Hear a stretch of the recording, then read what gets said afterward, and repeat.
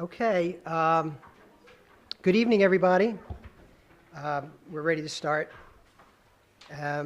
Notice is hereby given that in accordance with the Open Public Meetings Act, Chapter 231, the laws of 1975, notice of this meeting has been sent to all school offices, officially designated newspapers, filed with the Township Clerk, and posted in the Board of Education office 48 hours in advance of this meeting. Roll call vote, please. Certainly. Mrs. Berkowitz? Here. Mrs. Pintarelli? Here. Mrs. Rothenberg? Here. Mrs. Sanande? Here. Mr. White? Here. And Mr. Rossini? Here. Everyone stand for the flag salute, please. I pledge allegiance to the flag of the United States of America and to the republic for which it stands, one nation, under God, indivisible, with liberty and justice for all.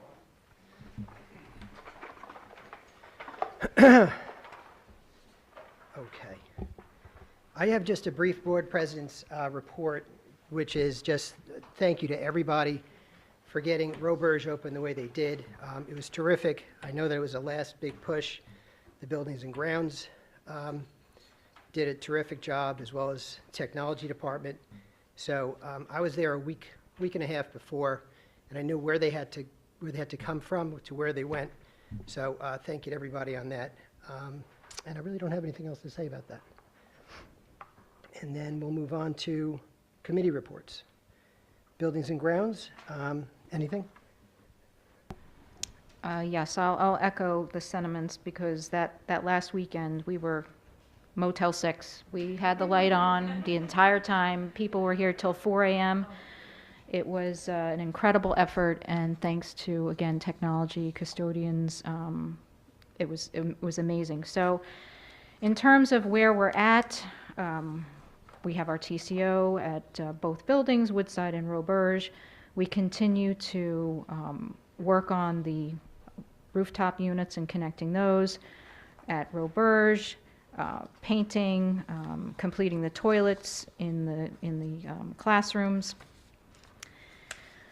If you have not yet been around the back of Holdrum, where our massive new addition is being put on, it's coming together beautifully, so that work is still in progress.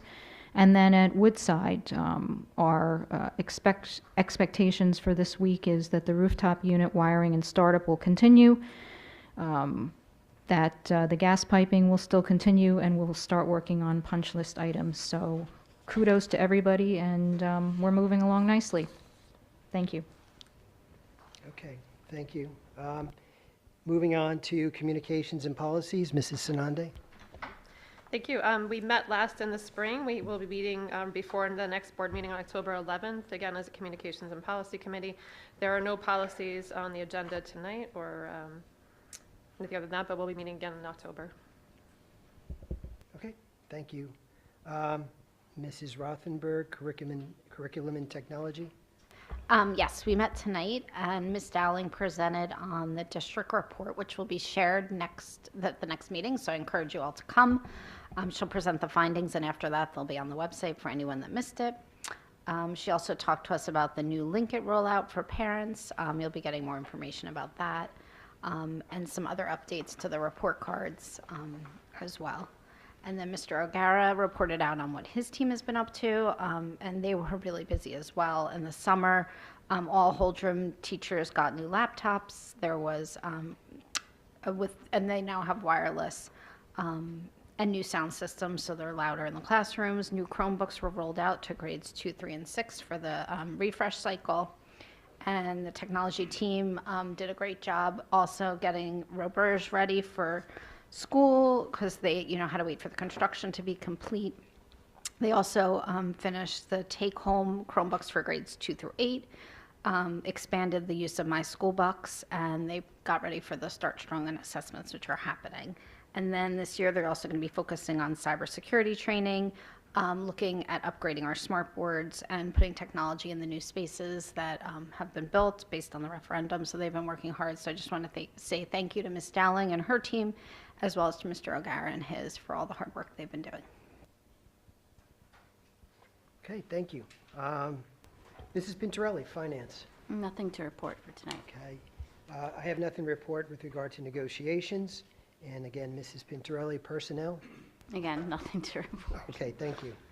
Everybody, please take note of the committee meeting schedule at the bottom of the page. And now, with regard to agenda items only, this is the public comment section, again, on agenda items only. The Rivervale Board of Education is committed to encouraging the citizens of Rivervale and employees of the Rivervale School District to speak directly to board trustees. In order to facilitate this communication, residents and employees are requested, 1, to sign in before speaking, 2, to maintain an appropriate sense of decorum, and 3, to limit their remarks to no more than 5 minutes. The board will also take under advisement the written comments and opinions of non-residents that are submitted to the board secretary. Being mindful of its responsibility to maintain the orderly conduct of meetings, the board retains the right to rule on such matters as the speaker's right to address the board, as well as the appropriateness of the subject being presented. The board's decision in such matters is final.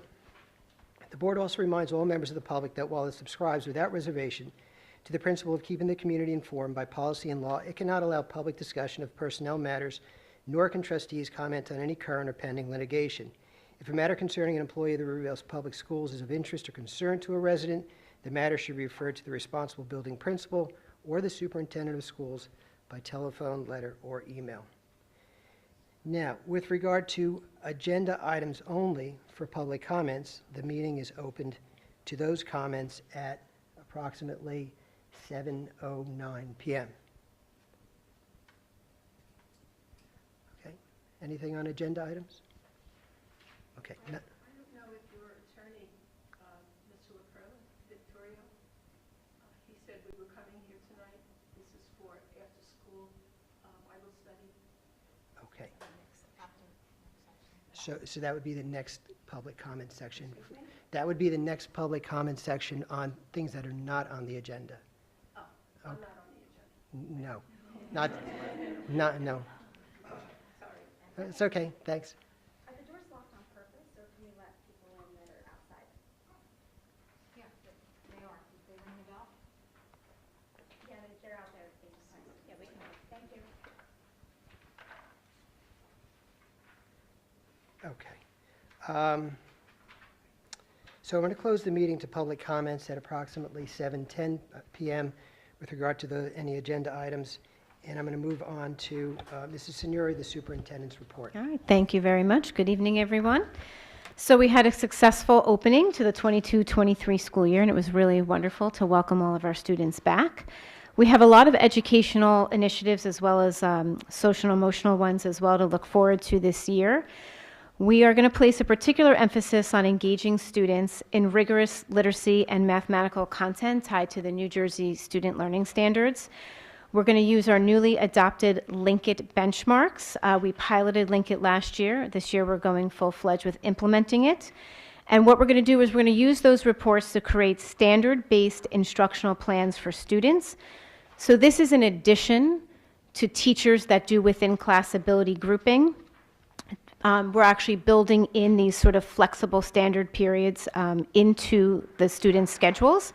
And that way, students will either be given a set of standards that they need additional support with, or a set of standards for enrichment opportunities.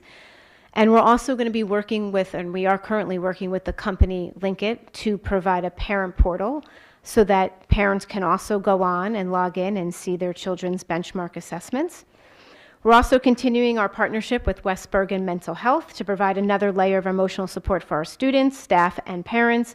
We're entering year 3 of our SEL curriculum. That's our social and emotional learning curriculum called the Ruler Approach out of Yale University. This year, we're going to place a particular emphasis on now taking what we've learned over the last 2 years with implementing Ruler, and we're going to do some cross-curricular connections so that we're going to be tying it actually into literacy. So for example, can they start identifying some of that in their characters that they're learning, and how can we apply some of that to their novel studies? So you're going to see that being fused across several different content areas this year. Last but not least, at the last board meeting in September, our supervisor of curriculum, Kim Dowling, she presented out on a new curriculum website that we built. At the time, we weren't complete. I am pleased to report it is now active. It is now available for anyone to go onto our district website and get access to it that way. This website, we built that this summer with the idea that we really wanted to provide a more user-friendly format for anyone to be able to look at curriculum documents, also have a home basis look at what type of extracurricular activities we offer, Hold'em academies, electives, all things like that in one nice, easy to navigate location. And also just always like to remind everyone to read the district newsletters. They go out the first of every month. And a lot of times I will be expanding on some of the stuff that I talk about at the board meeting. And remember, there's always different sections in those newsletters. So we always have a section which is my report. Then we always put an Inside Our School section, which will either tell you about events that are happening or curricular initiatives going on. We often have what we call the Strong School Status Report. That provides additional updates about our construction that's happening. So just make sure you keep an eye out for that. Thank you. Okay, thank you, Mrs. Signori. Now we move on to Mrs. Ippolito, the Board Secretary's report. Thank you. Just a reminder to the board that the school boards conference in Atlantic City is October 24th through the 27th, and I'll be sending out additional information to those of you who are going. Thank you. Okay, thank you. So, moving on to general resolutions, G1 through G4. May I have a motion, please? I'll move it. Second? I'll second. Okay, discussion?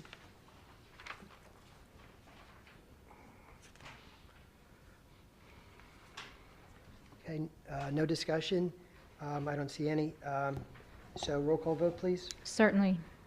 Mrs. Berkowitz? Yes. Mrs. Pintorelli? Yes. Mrs. Rothenberg?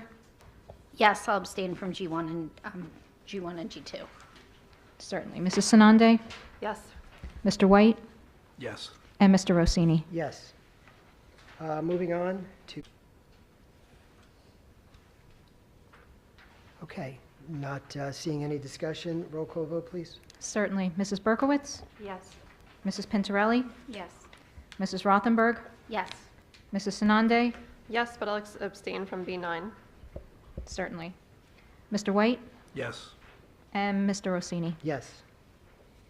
And now to personal resolutions P1 through P15. Is there a motion, please? I'll make a motion. And second?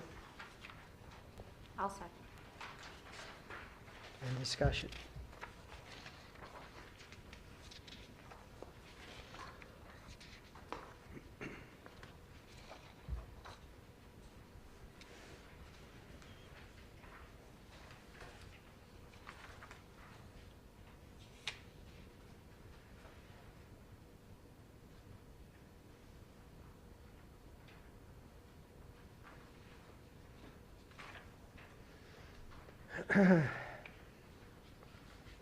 Okay, anything, anybody? Yep, okay. Roll call vote, please. Certainly. Mrs. Berkowitz? Yes. Mrs. Pintorelli? Yes. Mrs. Rothenberg? Yes. Mrs. Sanande? Yes. Mr. White? Yes. And Mr. Rossini? Yes. Okay, now we'll move on to public comments on general items. The Rivervale Board of Education is committed to encouraging the citizens of Rivervale and employees of the Rivervale School District to speak directly to board trustees. In order to facilitate this communication, residents and employees are requested, 1, to sign in before speaking, 2, to maintain an appropriate sense of decorum, and 3, to limit their remarks to no more than 5 minutes. The board will also take under advisement the written comments and opinions of non-residents that are submitted to the board secretary. Being mindful of its responsibility to maintain the orderly conduct of meetings, the board retains the right to rule on such matters as the speaker's right to address the board, as well as the appropriateness of the subject being presented. The board's decision in such matters is final. The board also reminds all members of the public that while it subscribes without reservation to the principle of keeping the community informed, by policy and law it cannot allow public discussion of personnel matters, nor can trustees comment on any current or pending litigation. If a matter concerning an employee of the Rivervale Public Schools is of interest or concern to a resident, the matter should be referred to the responsible building principal or the superintendent of schools by telephone, letter, or email. And the meeting is opened to public comments on general items at approximately 7:18.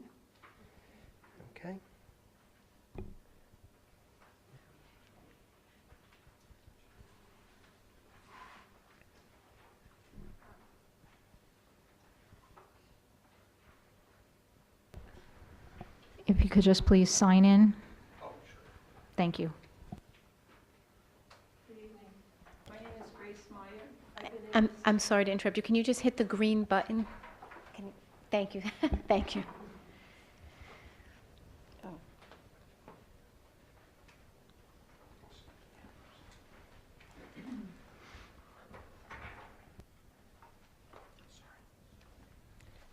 I put my address here too.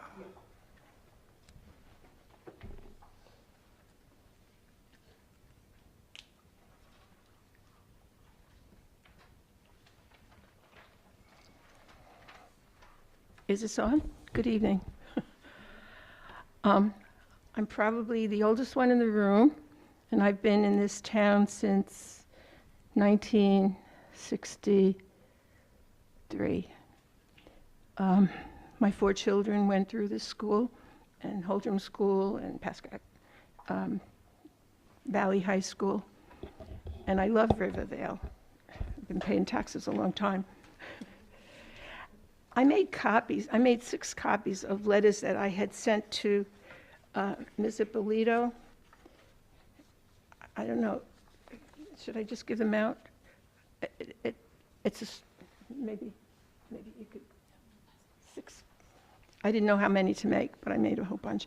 The reason I'm here is because I'm representing the Bible Club, which we were hoping to have at Roburge School and Woodside School right after school under the Equal Access Clause of the Constitution. We haven't had a response from anyone. We haven't had a response.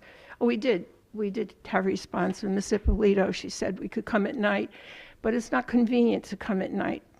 We would like to meet directly after school. We give the children snacks, and we're teaching them really, along with American history, we're teaching world history.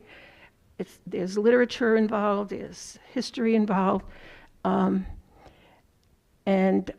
we believe that we know people in this area would love to have their children take part in that because they learn respect for authority, respect for each other.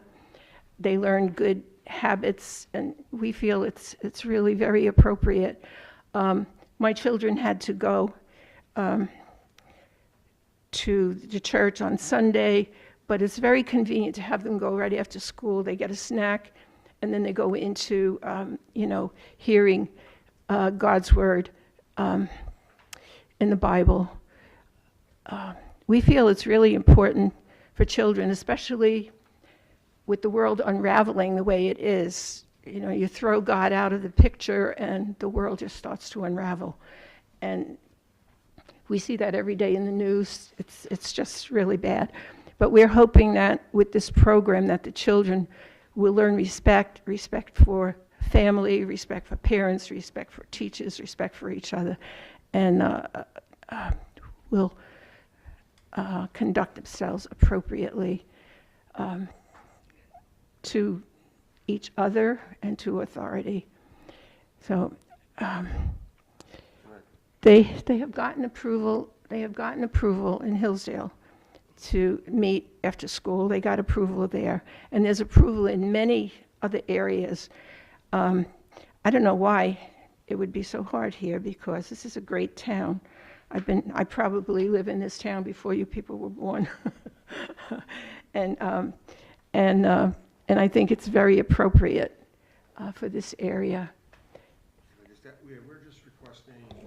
This is Ernie. Yeah, I'm Ernie Scalburn. I'm the director of the Bible Club program. We're in many schools in the area, and as Grace said, according to the Equal Access Law, if schools allow outside community organizations to use a facility, they have to allow religious organizations, and we're just requesting to be able to use a classroom after school in Roburge or Woodside, currently Woodside, after school on a Wednesday. And we're requesting to meet right after school instead of, or 3:30 would be fine too, instead of 7 o'clock The aftercare program is outside program too. They're allowed to come in right after school. And so it's voluntary program. Mr. Diggins here is a resident, and he'll be he'll be the teacher of that particular Bible club with another gentleman, as well. His son attends the Woodside School. So that's what we're asking, and if you have any questions or comments that we can answer, but that's what we're requesting to do. That's why we came. All right, thank you. No, I don't have any questions right now. Okay. No, thanks. Or if there's any issues with us not being able to meet after schools, we do in many of the other districts in the area too. And it's convenient too for the parents. Yeah, it's hard because of the nature of the program. Coming back at 7, it's not like a Boy Scouts program either, which is more established, and people would come back for that. This is a different type of program, and being right there right after school, the parents can pick up their kids right away. They know where they're going to be there. We've even worked alongside of aftercare many in other school districts. When a child's done with us, we walk them over to aftercare, and the parents are perfectly fine with that. So that's another aspect of it too. Mr. Rossini, can I ask a question? Just to be clear, you're only asking for access to the school, right? You're not asking for any additional services from? No, just school just district? I access just to wanna the be school and a abundantly clear on classroom that. to use, that's all. Okay, great. That's it. And there's no cleanup, it's free to the children, there's no charges, we don't charge anyone. There's no charge for snacks, and it's all voluntary. So, yeah, Great, we're thank you. provided with donations that support the work for us to be able to do it. So, Hi, I'm Joseph Diggins. I'll be teaching one of the classes if everyone is so kind to allow us to do it. We have 2 children in the school system right now. Actually, our daughter Teresa went to Roberge, but we just moved to the other side of town, and she's going to be in Holdrum, and Thomas is going to be in Woodside. And last year we had the Bible clubs in the community center, and it was a good time. I think the kids got a lot out of it. So we'd appreciate any understanding. Thank you. to be able to meet right in the school.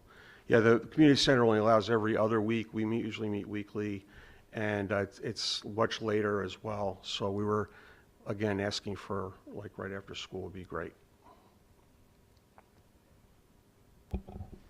Any other questions? No? All right, well, thank you. Thank you. Thank you. All right. Thank you. That's it. Thank you. I think have some letters that I've written. You can keep those. Yeah, no, I'll look at it. Thank you. Have a nice night. Thank you for coming. Yeah. Thank you. Are we allowed to ask questions? I'm not sure what the protocol is here. I think, yeah, you should get Mrs. Meyer's information. Maybe she'll help you. I'm sorry, I didn't hear you. I think Mrs. Meyer would probably be happy to answer your question. Oh, thank you. No, I was just wondering. Is this outside? Oh, okay. I didn't know what the protocol was. Sure.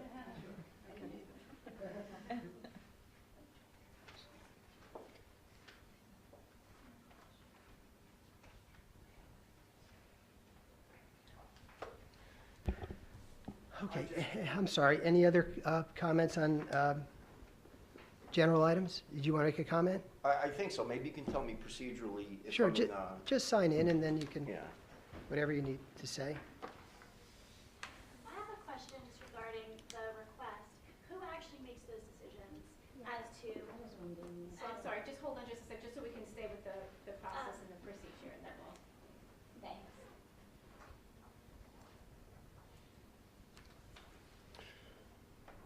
My name's Adam Lusberg. I live on Rockland Avenue. I understand you're going to be interviewing people this evening. Sorry, can you just grab that mic and talk into just so the live. Is the green button on? Is this making a record or? Yeah, it's being live streamed. Oh gosh, I didn't know that. Is yeah. Is the green button on? Yeah.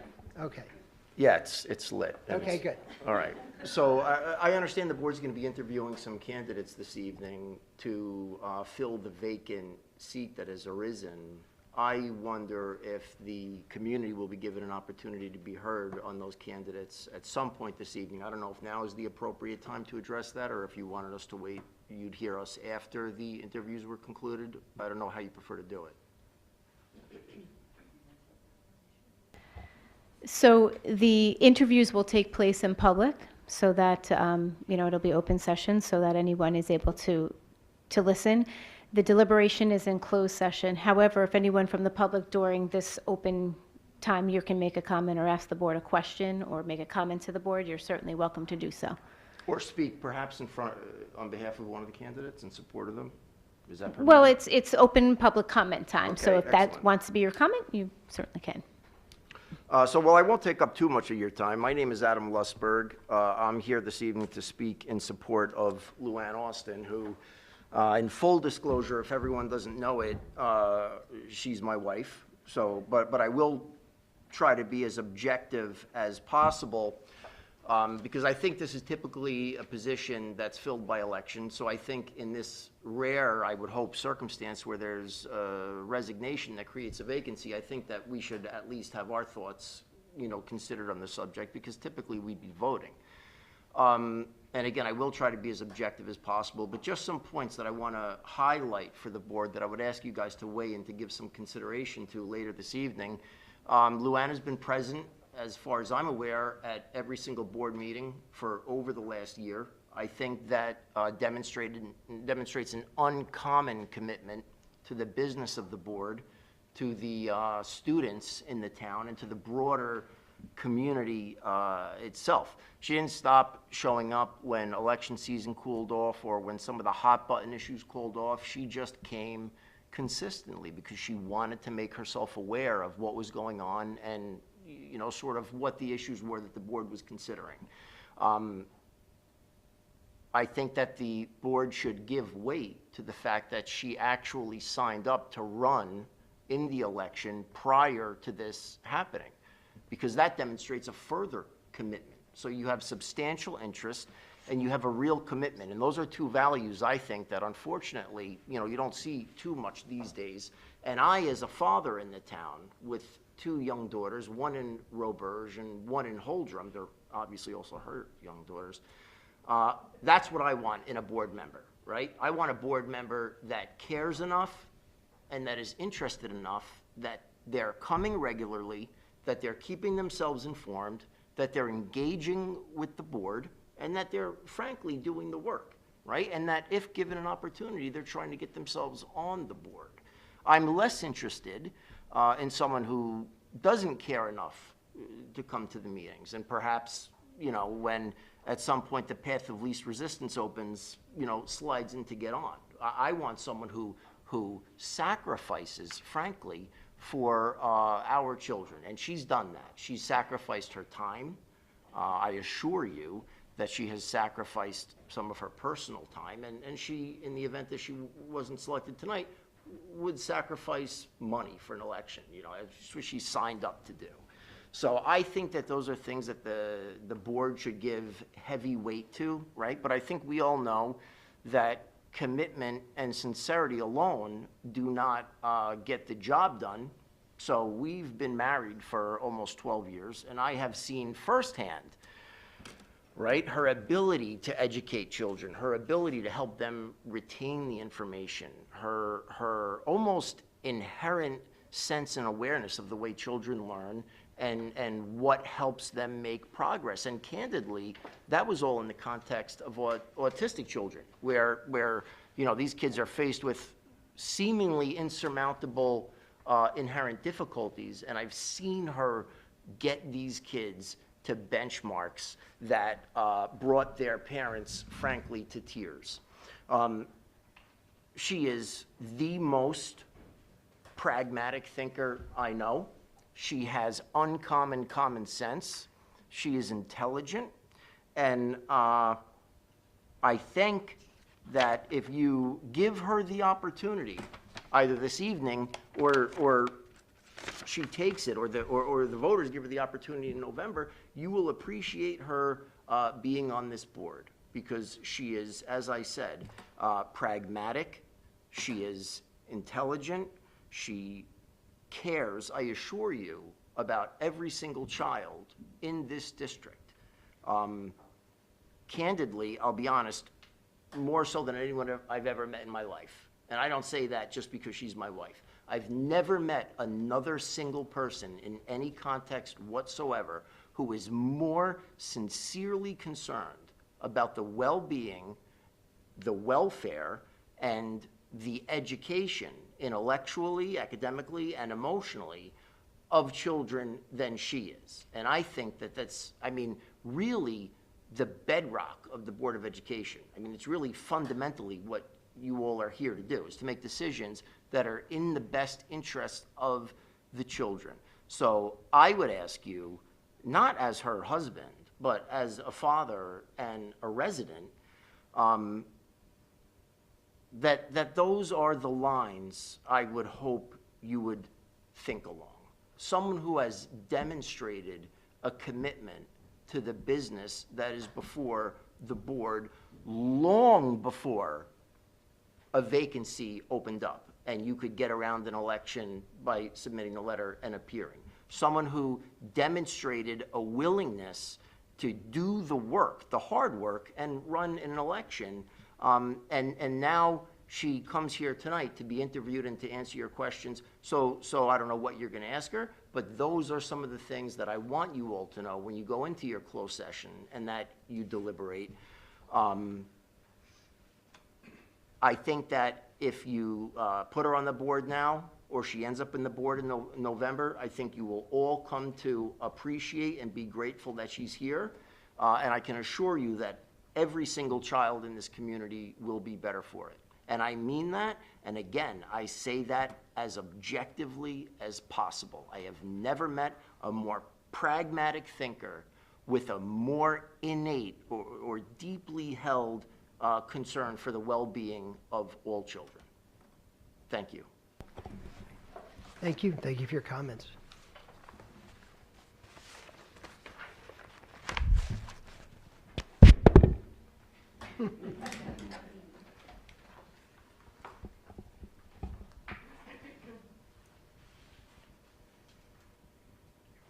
Would you like to speak? Sure. Just come up and you sign that paper there, and then. Okay.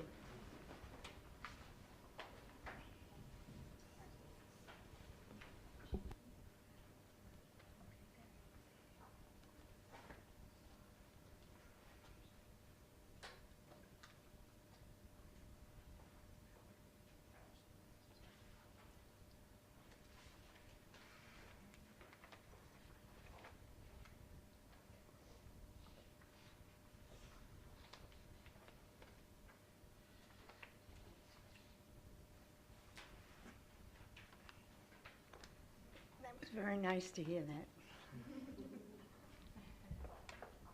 I'm not a speaker, if you don't mind, but I did make some notes.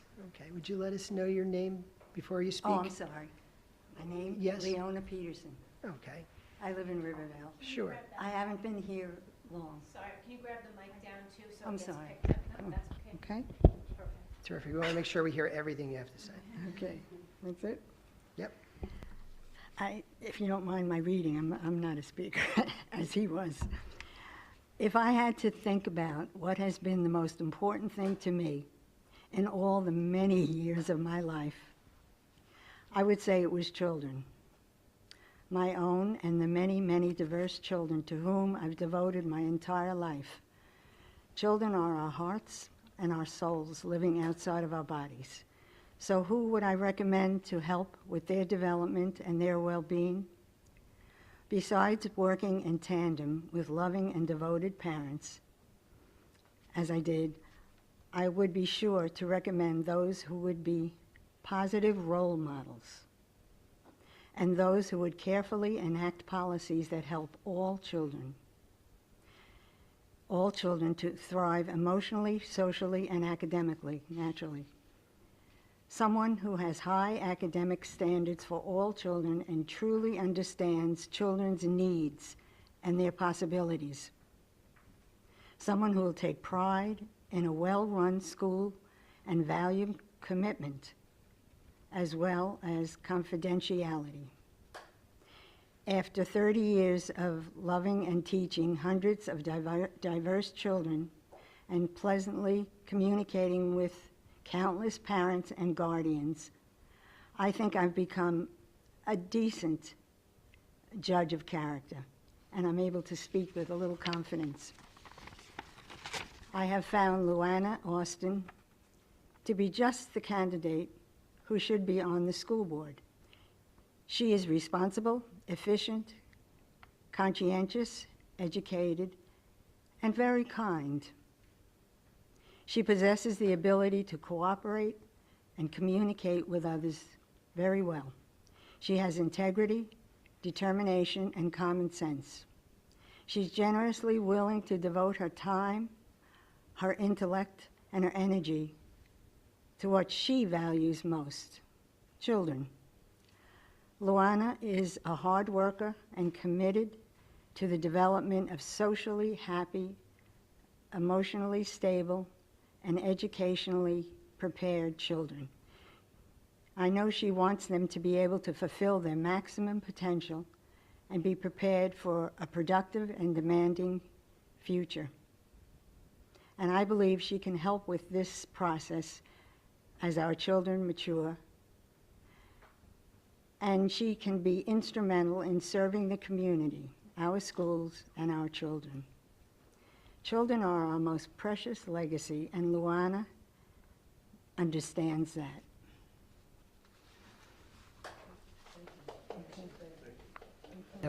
Thank you, Mrs. Peterson.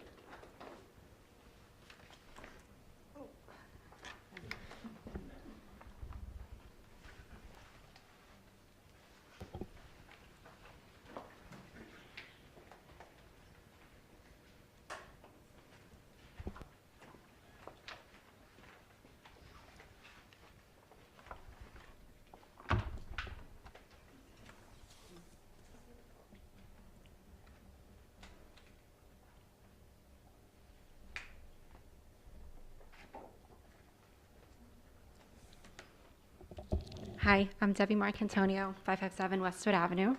Hi, good afternoon. I want to speak on behalf of Luana Austin. I have known Luana for several years here in Rivervale, and within that time, she has become a good friend. But her commitment to the children has been incredible to watch.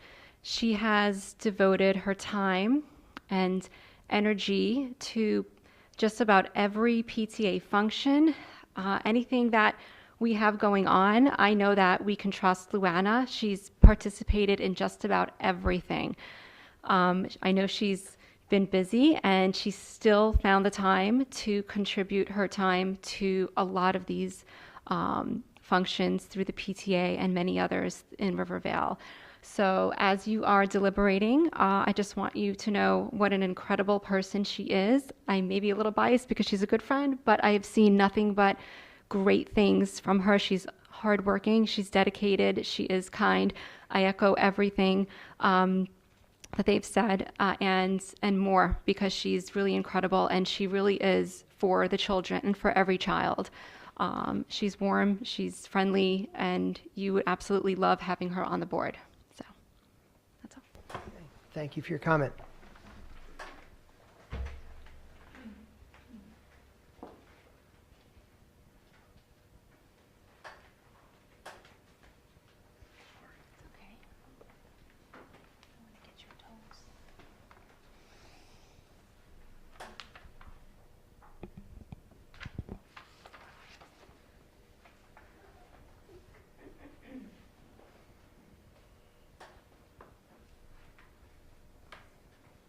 Good evening. Good evening. I am Marielle Lennon, 808 Arcadia Place. I know I'm a familiar face here. Luana and I know each other from our kids being the same age. So several years of friendship and living in the same town. And I just wanted to come up to say, at least from, I guess, a very personal perspective, you guys know my son doesn't come to school here still, and he might one day. And knowing that there are people who are living a life of kids day in and day out in the schools makes me feel like I can trust really what's going on, relate to a mom who has a young one who has a whole career of education in front of them still. So it feels like a great deal of relief to have people on the board that understand having a kid in school now is different than it used to be, and the world is not the same. So I don't know, I think the word that comes to mind is almost like comfort and relief, knowing someone like Luana who would do anything to make sure a child is safe and happy. That's what resonates with me with her. And that's it. Thank you.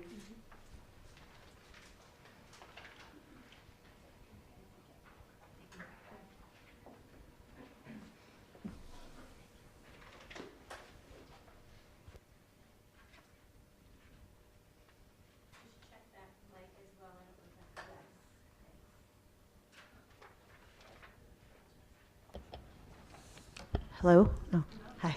Hi, good evening.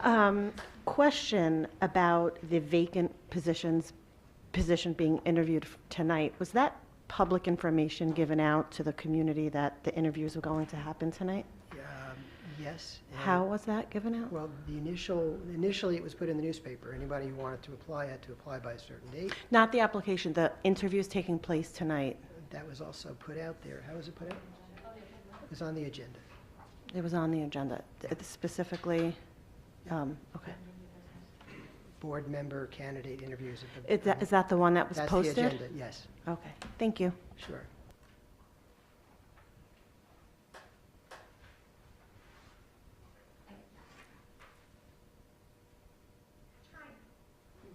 I'm Lorraine Walters, 45-year resident of Riverdale, and I'm here tonight. I didn't know I would speak, I just thought I would come to a board meeting, but I do want to point out some of the, less eloquently than the people who spoke before me, because I didn't prepare anything, but certainly make some comments about Jamie Asura.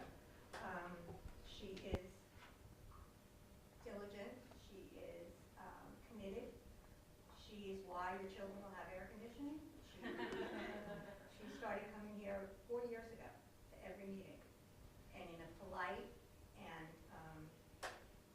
but very persistent and not taking no for an answer kind of way. She got us thinking about air conditioning again for the first time in 20 years, and then through the board and Mr. Polito, we decided referendum would be a way to pay for it, and that we could do it. But it was her stick-to-itness and Okay. So it was her stick-to-itness and her determination that got us to where we are as far as air conditioning. And I can only imagine the power and the commitment she'll bring to the board if she's actually on it, as opposed to just sitting in the audience. All the things that everybody has said about, love of education and kindness and caring about all students, which is one of the most important things about being on a board, caring about all students. She's not agenda-driven, except for air conditioning. But I think she'll make an exceptional addition to the board, and will continue to do and encourage you all to do great things. Thank you. Thank you.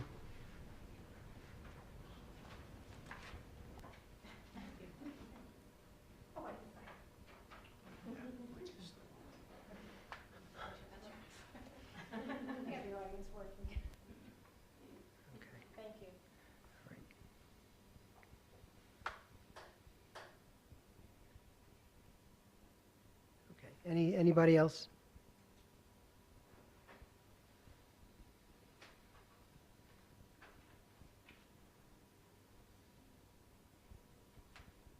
Going once? No? Okay. All right. I don't think anybody else is going to make any. Do you want to make a comment? I thought you were discussing it. No. Okay. All right. Just want to make sure. Okay. It looks like nobody else is going to make or wants to make a comment during this public comment time. So I'm going to close it at approximately 7:47. Okay. Okay. And old business? Anybody? No? Okay, and now we're on to the new business of the board candidates. Just in terms of how we're going to, the process we're going to use is we have a number of questions that we're going to ask the board candidates, and the board members will rotate asking each question, and then the board candidates themselves will rotate in terms of who goes first, who goes second, who goes third, to make it as fair as possible so that nobody's answering first all the time or second or third all the time. So we'll try and do that all the way around, okay? And whoever, the candidates can come and sit up and turn on the mics again that the audience helped us with, and we can get started.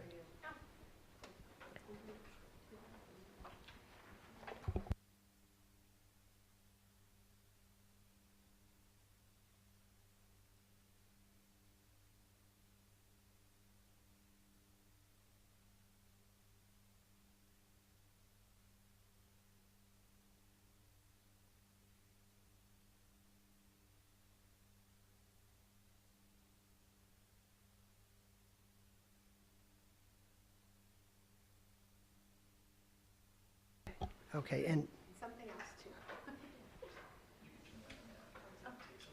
Oh, thank you. Okay, okay.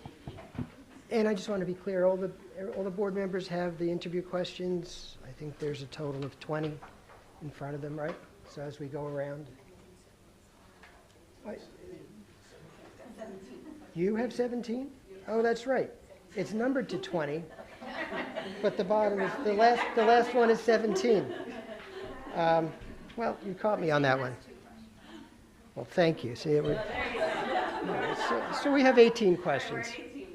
In any event, and of course, if board members have any follow-up questions or comments after somebody makes their comment, they're free to do so. We'll start on your side, Mrs. Rothenberg, with question 1, and we'll continue to work our way, if that's okay. I thank you. First, I want to thank you for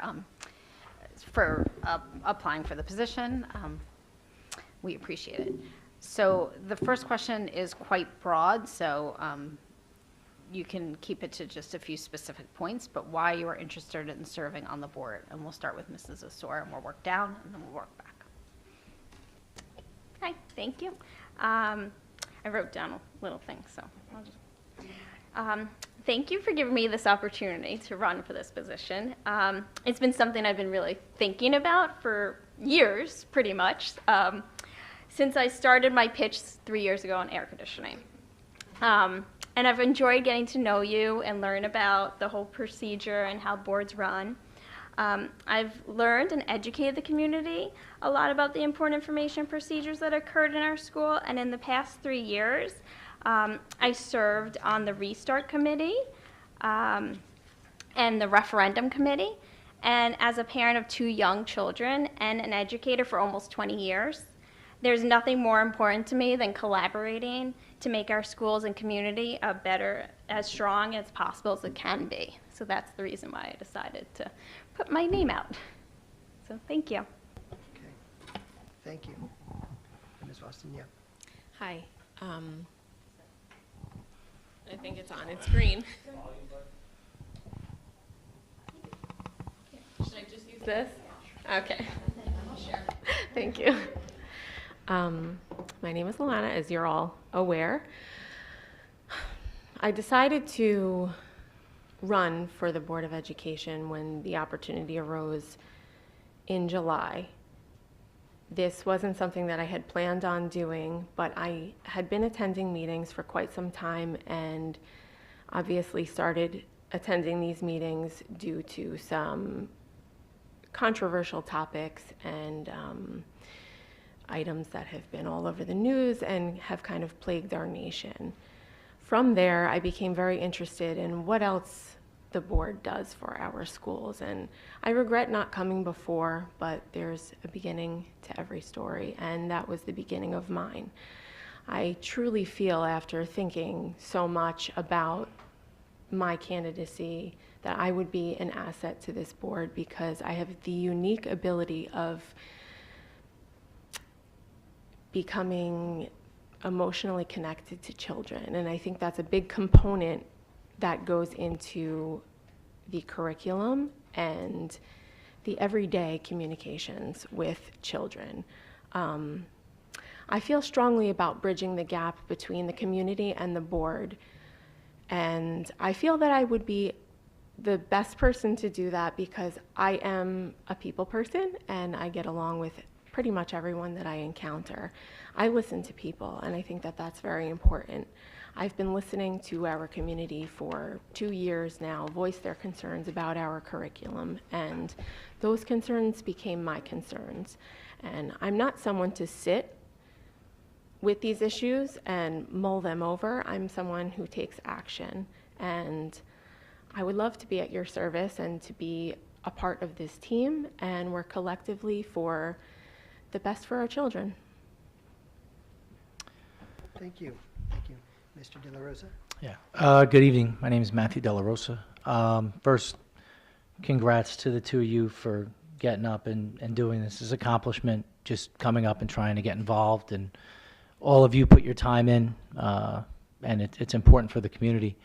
I think this is the most impactful part of the community in a number of ways. It's by far the most expensive.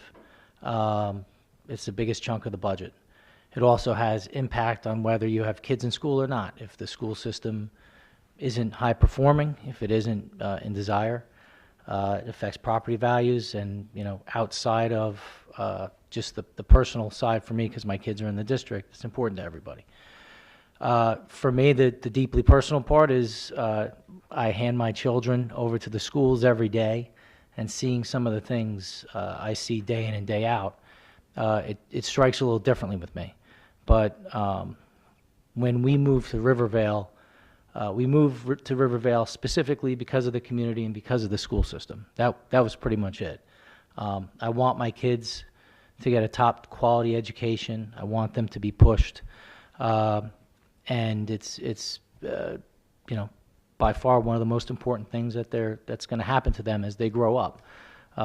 We're supposed to create and nurture young thinkers and hard workers and good citizens, and this is where it starts. So I don't know if you guys are going to have any type of questions that are going to go into what my qualifications are. So if you're going to have questions like that, I'll stop here. I don't want to go on and on. But that's my reasoning for coming tonight.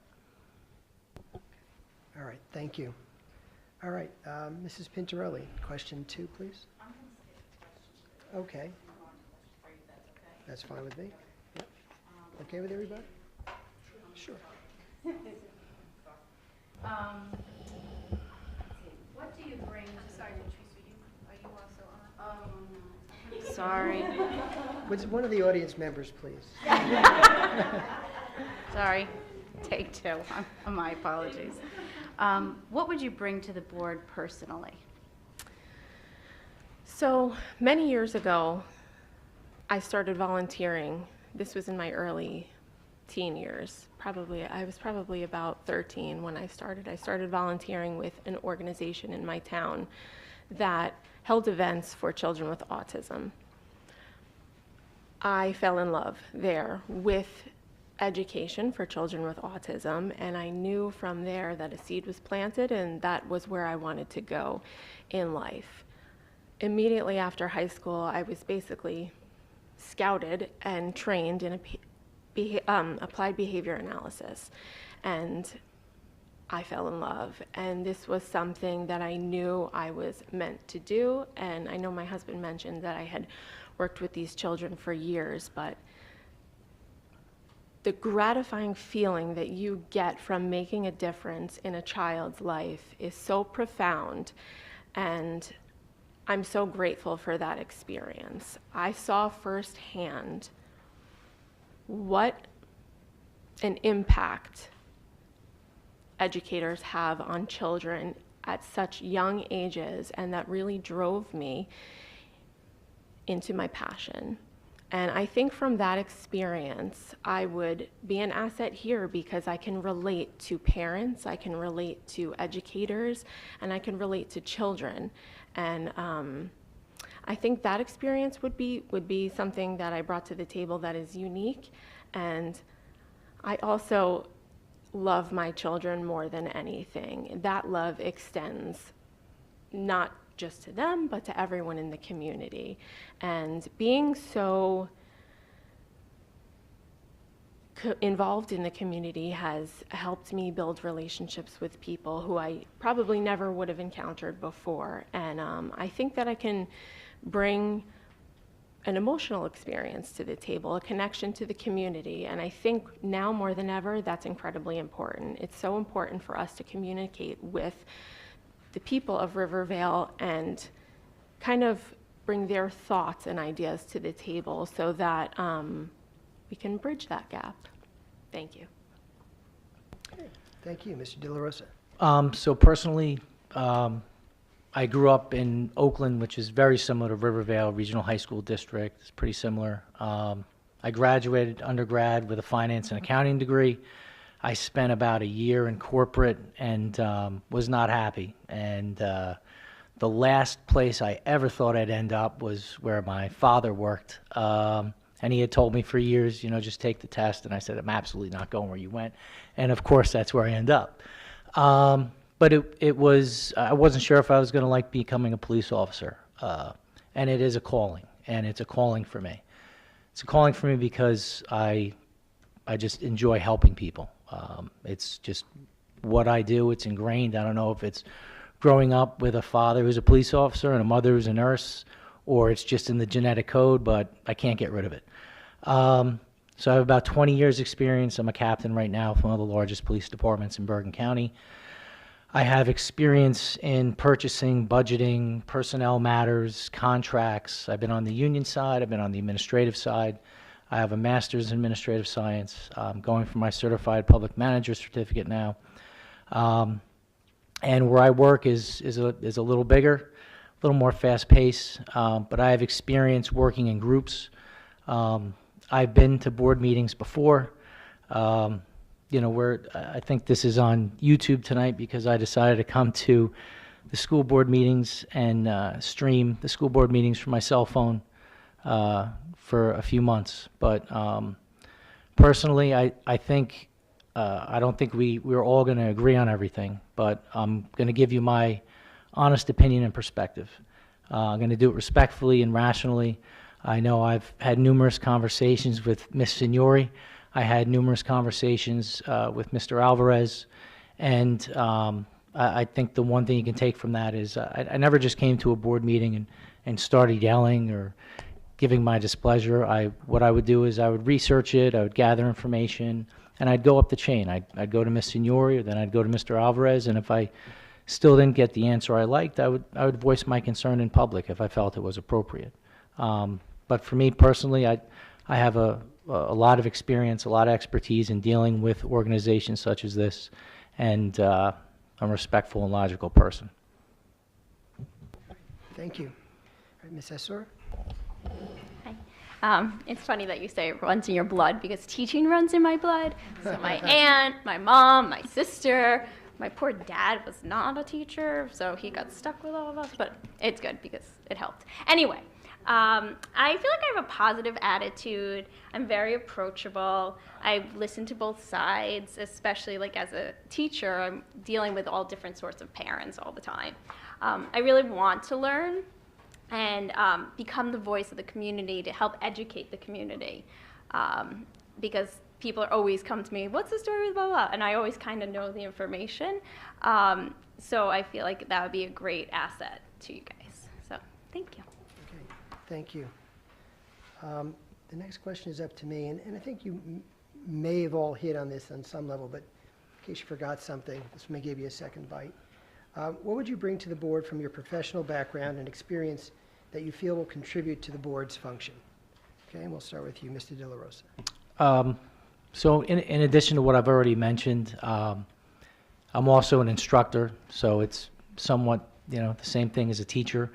I instruct numerous disciplines. I'm a CPR instructor, firearms instructor, active shooter, field force operations, legal aspects, and I also teach taught hundreds of recruits between the Bergen County Police Academy and New Jersey State Police recruits to sea law. So that's a part of it. I'm not just a police officer, I'm an instructor, and you have a real appreciation of it. It's not any more or any less, but when I instruct the people I'm instructing, a lot of it is these are going to be situations that you may not come out on the other end. So I have a serious appreciation for getting in front of a group of people and trying to relay information so they absorb it so it can positively affect their life. Thank you, Ms. Essor. So I actually have my master's in technology. So I'm all about incorporating technology into learning as well. I work in Ramsey, and it's an amazing district. And I feel like my experience in my district and what wonderful things they have in the district are things that I could bring to Rivervale as well. So. Thank you. And Ms. Austin?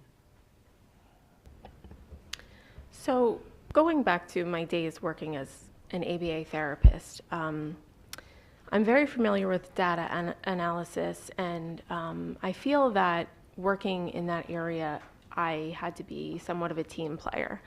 So kind of the same way a board does not write the curriculum, I did not write the curriculum that I executed during ABA therapy, but I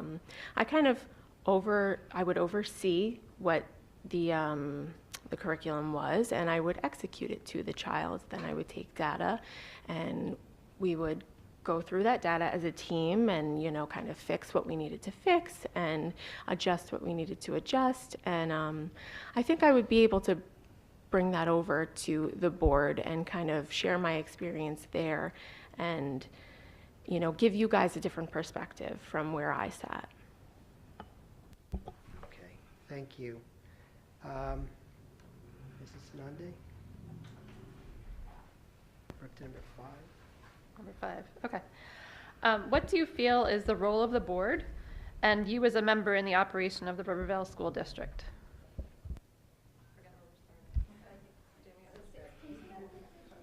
Yeah, it's a long one. What do you feel is the role of the board and you as a member in the operation of the Rivervale School District? So the board as a whole, and then you as a member. Sorry.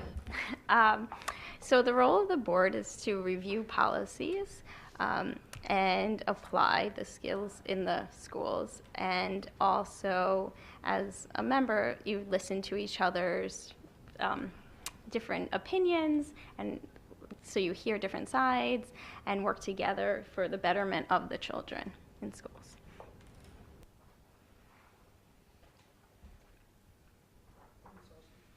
Sorry, Ms. Austin. So I think there's been a lot of confusion with the role of the board in recent years and what people are supposed to bring to the board. I myself was a bit confused when I started attending meetings, but it is the board's role to kind of oversee the curriculum and make sure that things are running smoothly within the district. Obviously, everyone on the board is assigned to their committees and has their area of expertise.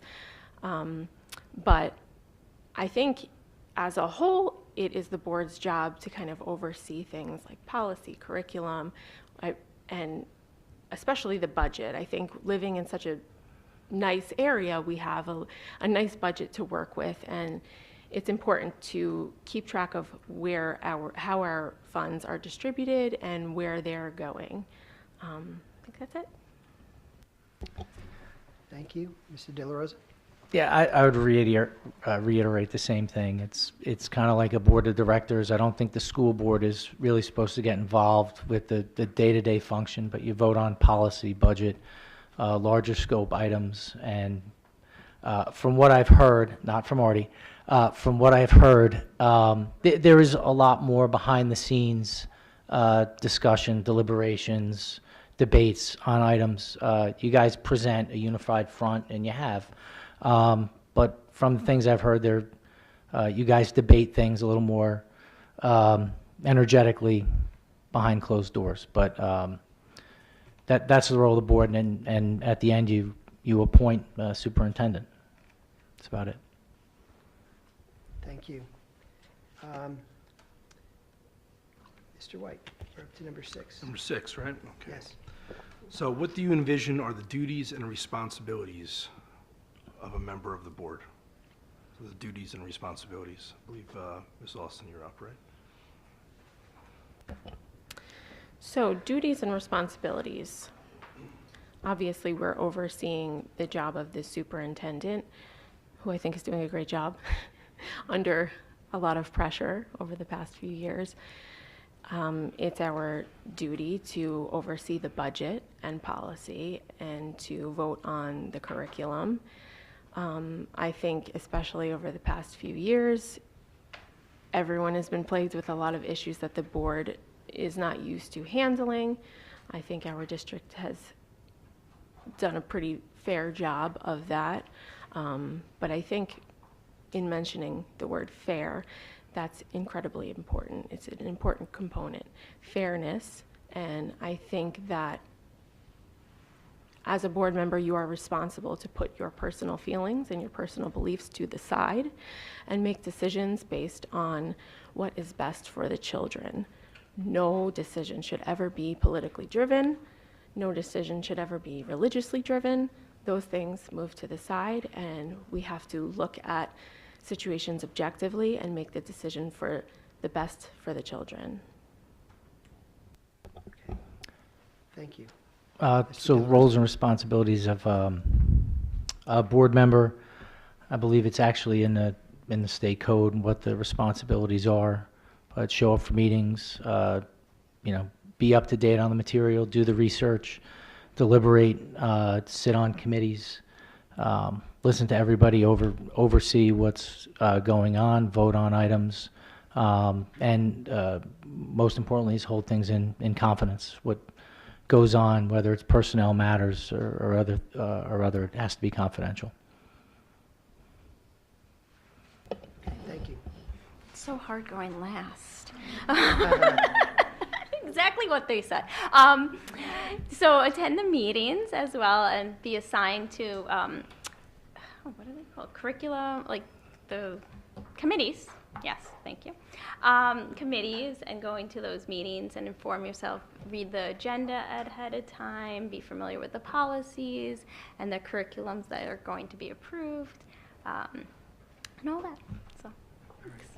Thank you. Okay. Yep, you're up, number 7.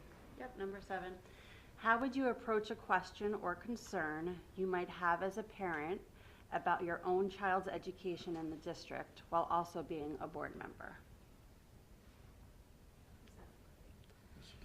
Is that me? Can you just repeat that for me? Sure.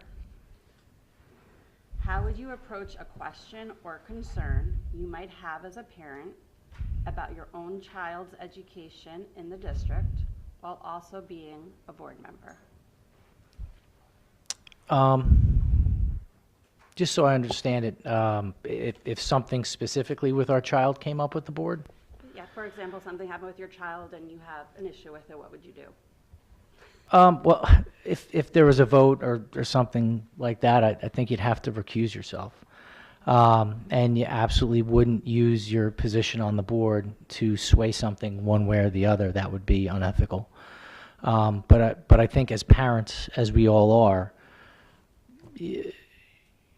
you're going to view it through a parent lens. I mean, we're all here, I think, because we have children, we care about our children. But something specifically, you really can't get involved. It's something you recuse yourself. And obviously, it's something that you wouldn't want to use your position of authority to sway one way or the other. Well, if something happened, I would first go to the teacher, and then if the teacher didn't handle, then I would go to the principal, and then the next step is the superintendent. As far as like the guidelines, that's how the procedure works in my school, and I'm assuming that's how it works in most schools. And obviously, if it was like a vote about it, then you wouldn't be able to participate in the vote as well.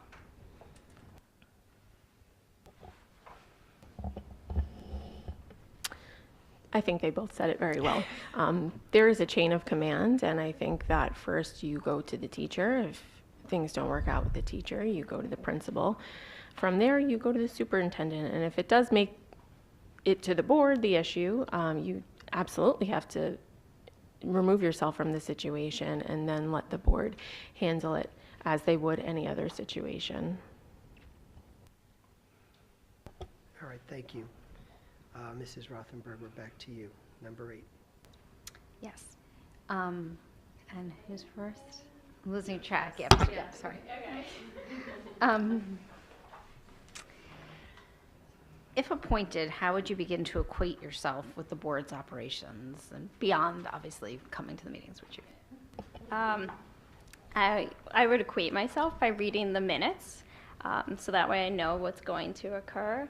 I could also go back, and now I could watch YouTube because of you, so thank you, to get myself familiar with how boards are run. By attending meetings for the last 3 years, I feel like I've become really familiar with how meetings run, so it's kind of good knowing what's happening. So, oh, I also ask questions, sorry.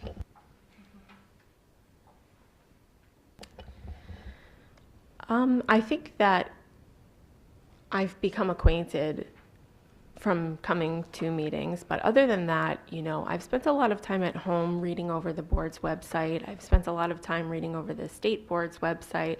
I've gone through laws and mandates, and I try to keep up on what's going on with the board. But I think that each board operates differently. So I think that reading that material is something different than actually being a part of the board and coming and sitting with everyone and kind of, bouncing ideas back and forth to each other. But I think that there are 2 components to becoming acquainted with the board. I think 1 is reading the material and becoming acquainted with that, and 2 is becoming acquainted with your board specifically. I would never thought going third would be so terrible. I would agree with pretty much everything they said. I ran last time around, so and I had been to school board meetings for so long, and I read a lot of the laws, and I've gone through a lot of the school board material already. So other than that, I still go through the school board minutes every couple weeks, so I'm up on it. And other than that, it would just be the things we don't get to see, and just learning the procedure, and just listening and trying to be a cooperative member. Okay, thank you. Do you want to go to number 10? Or, okay.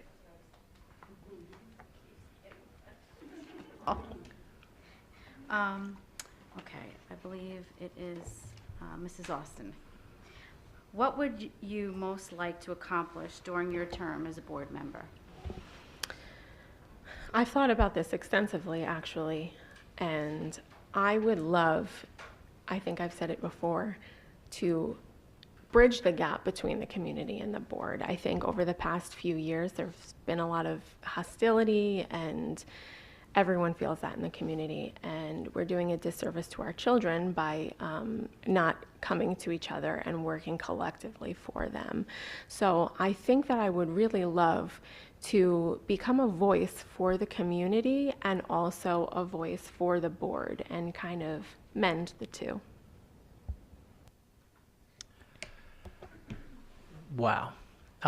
There are certainly a couple things, but as a board member, you're limited on how much you could do. So a lot of it would be expressing to the rest of the board the priorities that I see as the community thinks that we're lacking.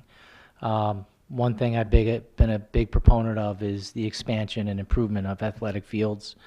I also think that my perspective, not being a teacher or in the educational field, I offer a different perspective, not only as a parent, but just not being in that field. And I think the perspective of a lot of the parents is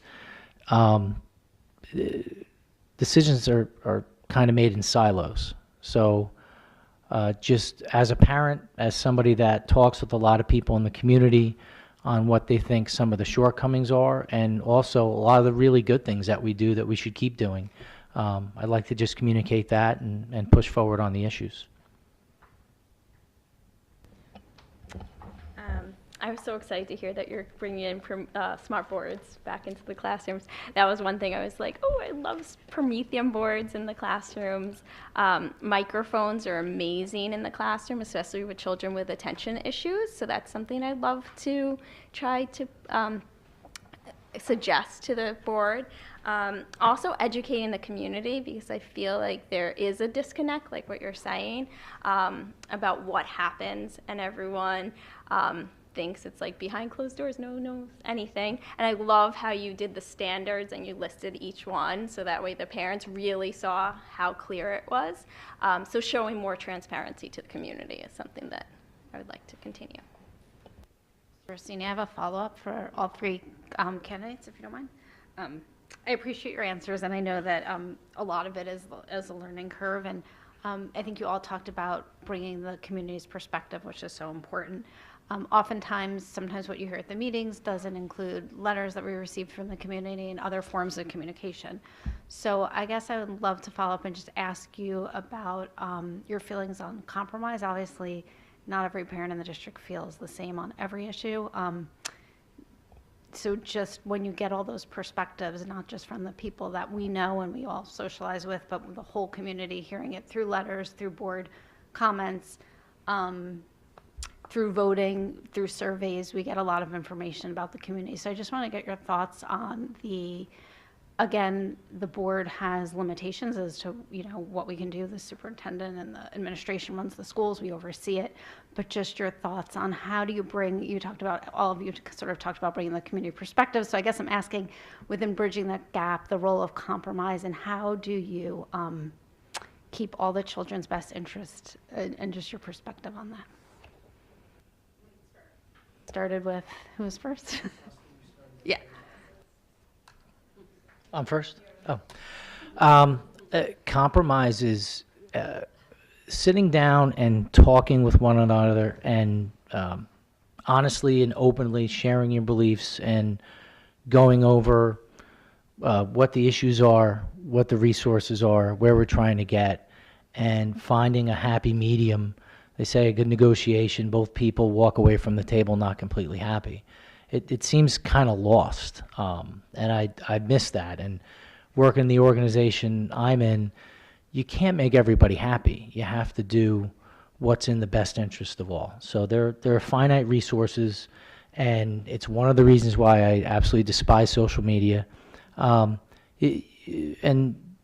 during the campaign, people reached out and they kind of said nasty things, and I would message them privately, and a bunch of times we sat and met. We literally sat down, had coffee for 2 hours, and there were a lot more points where we agreed than we disagreed, and we really weren't far apart. But if you're not going to compromise and you're not going to come together and develop an understanding, and more importantly, listen to one another, because if your ears aren't open, you're not going to hear some really cool new things. So you got to compromise, and you got to understand that there's a lot of things that are said, every child and this and that. It's impossible. You do the best you can. You don't want to leave anybody behind. You don't want to neglect anybody, but you have to make decisions at scale and do the best you can. And compromise is the only way to do that. I think going in as an open-minded and hearing both sides is also really important, because I know sometimes I go in and I'm like, no, it's this way or that way. For example, Kelly, I'm just going to bring you up, sorry. Kelly, I'm sitting at the drop-off, and the teacher's like, we need rugs. And I'm like, okay, let's get you rugs. So I text Kelly, I go, Kelly, the Woodside needs rugs. She's like, okay, we'll get rugs. And so then she's like, but wait, we can't get rugs yet because the construction's happening. So like open-mindedness and seeing opinions, why someone says something can't be done that way, helps me understand it more. But I'm also a doer and shaker, so I'm very persistent.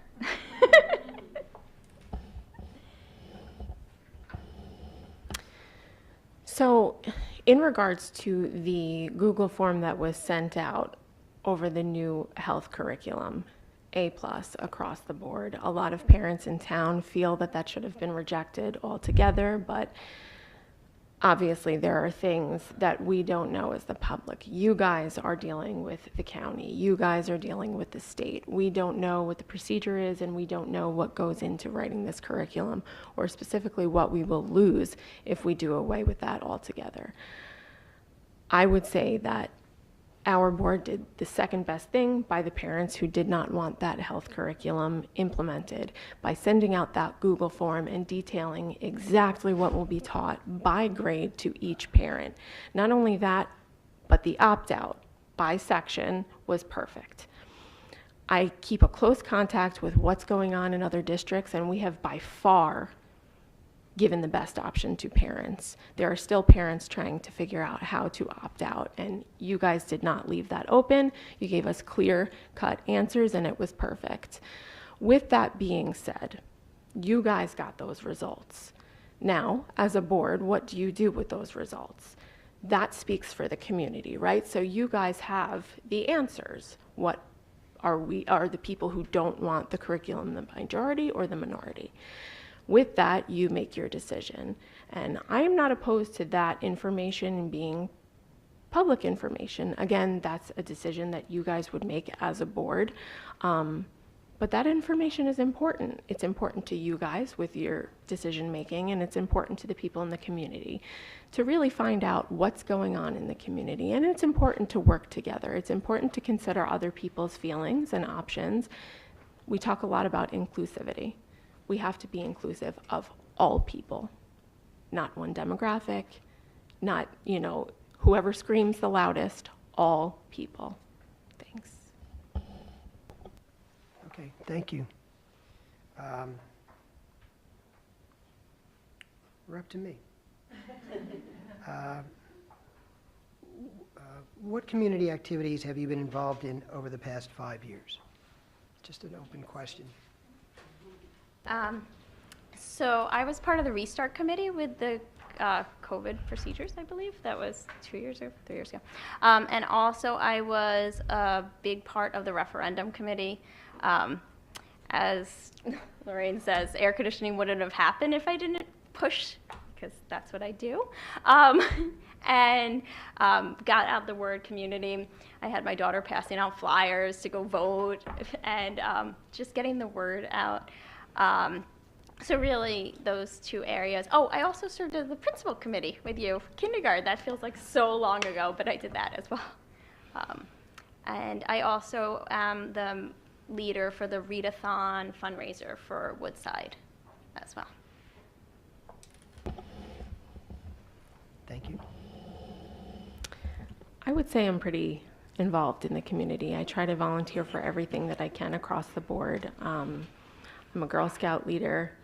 I've tried to get involved with everything that my children are involved with specifically. I chaired, I think, 4 different things last year. I chaired 3 lunch days, and I think you can ask anybody in the community. I have a hard time saying no, and if you ask me to volunteer for something, I show up.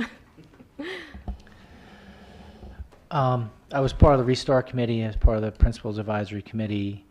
I coach, have coached football, basketball, lacrosse, adding hockey to it. Pretty much coach all the sports. I love coaching the kids, and one of the side effects of that was you coach groups of kids, and they kind of become your kids. And because we have Woodside and Roberge, you don't see kids for 2 years, and all of a sudden, they went from here to here. And but it's been great. It's a really good way to be part of the community. Okay, thank you. Ms. Sarney? Okay, number 12. What is your current perception regarding the board and its operation of the district?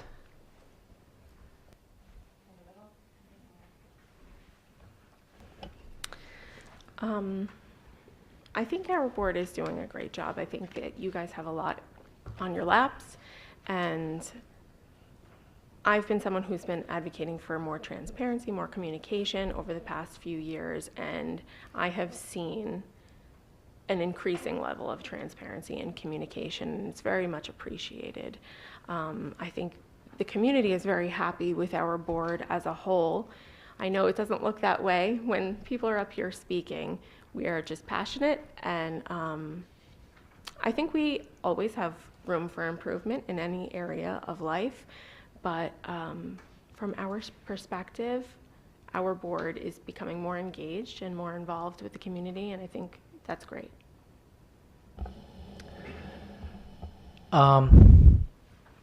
So we have a great school district. There are things that I disagree with. I've been vocal about certain things that we disagree with. I haven't spoken to board members one-on-one. I would usually go through the superintendent or the principal, but I think it all ends up with, for someone that has kids in the district, my children have loved all their teachers. All their teachers have done a great job. And whenever I've had an issue, which has been infrequent, I've had nothing but a great response from Ms. Signori. I've had nothing but a great response from Mr. Jasper. So that's what it boils down to. Yeah, I believe you guys are doing an amazing job. You definitely bring different strengths in to make the board successful. I really do appreciate how clear you were with the health standards as well. I also enjoy those presentations that Mrs. Dowley presents, so it informs the community of how our students are performing. So I feel like by sharing that information with the community, you're showing how great our school system is and working together to achieve success for all the children. All right, thank you. Mr. White, we're up to number 13. Okay, it's a bit of a long question. I'll try and make it as brief and concise as possible. I'll repeat it if any of you would like me to. So there's many elements to the world of public education.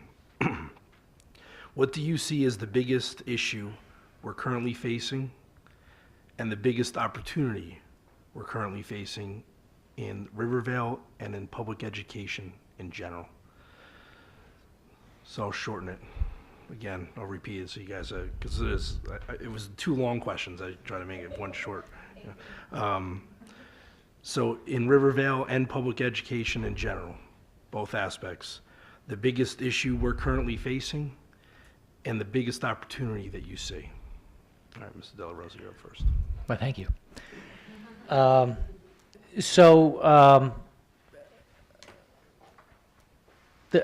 think the biggest issue we're facing, if we attack it right, will also be our biggest opportunity.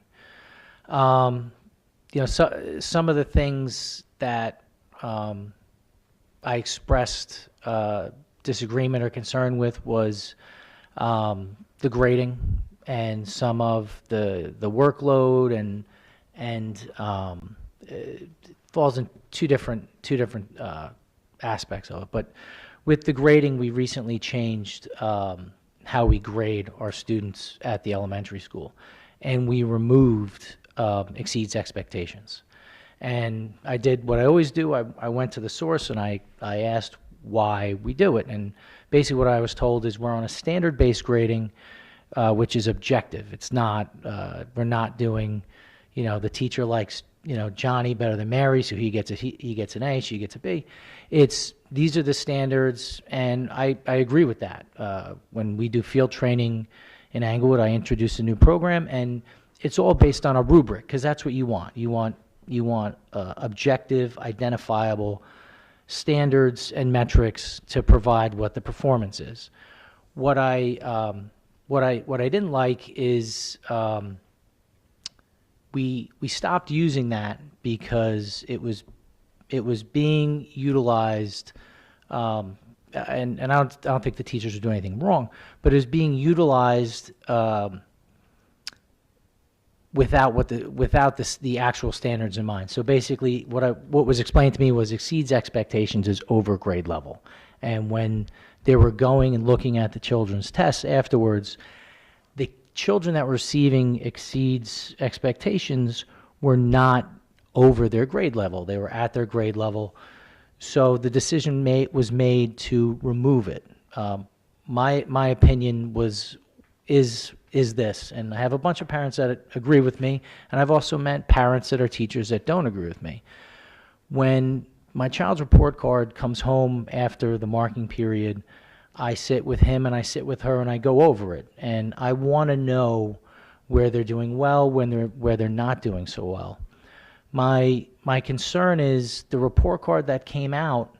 I don't even go over it with my children anymore because I look at it and I know where there are. There's nothing for me, for an 8-year-old or a 10-year-old to see and either be proud of or to work for. When my children used to get report cards and it would be, we'll just say A, B, and C, which that's not what it was. When they had C's or B's, they knew they had to strive for A's, and it was a way for them to dedicate themselves and work towards something. And that was kind of taken away. And I still believe that. So I think that's something that if more people are working towards removing an exceeds expectations from a report card, I think if people are doing that, we shouldn't do that. If we maintain a report card that should be based on a rubric, that should be on objective metrics, but I think removing the top tier our kids are missing something. They look at a report card, there's nothing to strive for. There are children and there are parents that told me is when their son or daughter gets a report card, they don't see that anymore, and it's disappointing for them. So I would have rather seen an exceeds expectations that's over grade level, and then maybe have something in the middle. If they're not exceeding the grade level, that's exemplary. I mean, there probably aren't a lot of children that do it, but there is something over the standard. I think just going to the standard kind of takes something away from the kids, and I know it took something away from me as a parent, sitting down with my kids and looking at the report card. So that's something where it's a perception. I'm not a teacher, that we're kind of taking our foot off the gas, where it's just in my nature to kind of push and grind, and that's where all of us are in our positions because you did that, because you worked hard, you spent the extra time, and we have to instill that with our children now. I think they have to learn they got to work hard, they got to put in the work, because it pays off in the end. Thank you. I would say there's a lot of misunderstanding about the curriculum that's happening with parents. They read something on this website, they read something on that website, and they don't actually get the true truth unless they really go to the school's website and see what the curriculum is about.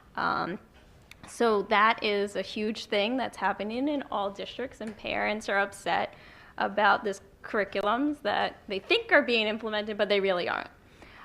So I think just making sure it's transparent what the curriculum is, and specifically, like I keep referencing the health thing because that was very transparent, so parents could see exactly what was being taught. So if you did that for each subject as well, parents could really see what is being taught to their children.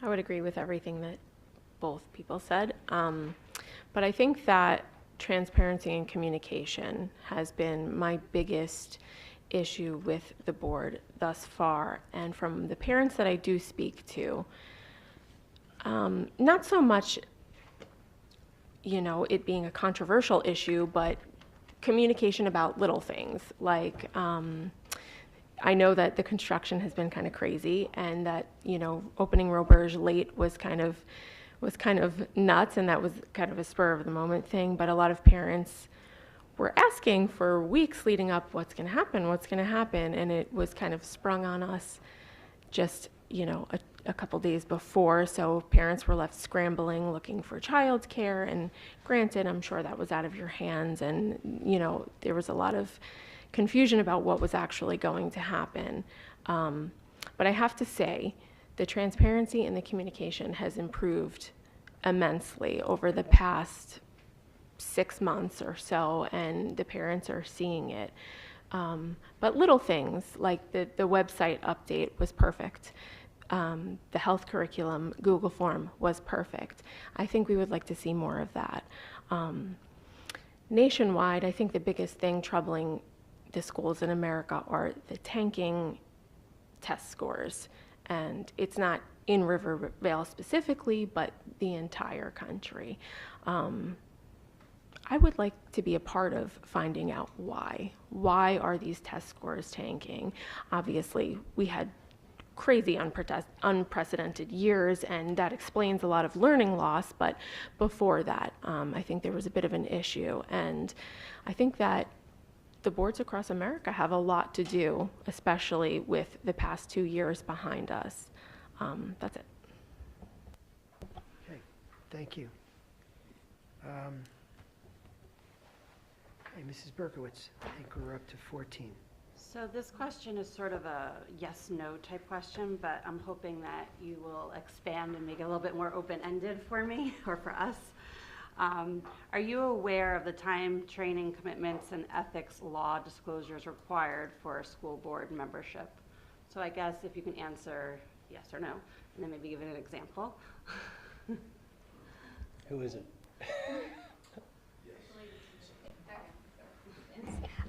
So because I've been to a lot of board meetings, I've been through some of these trainings. So technically I'm trained, kind of, right? I don't know.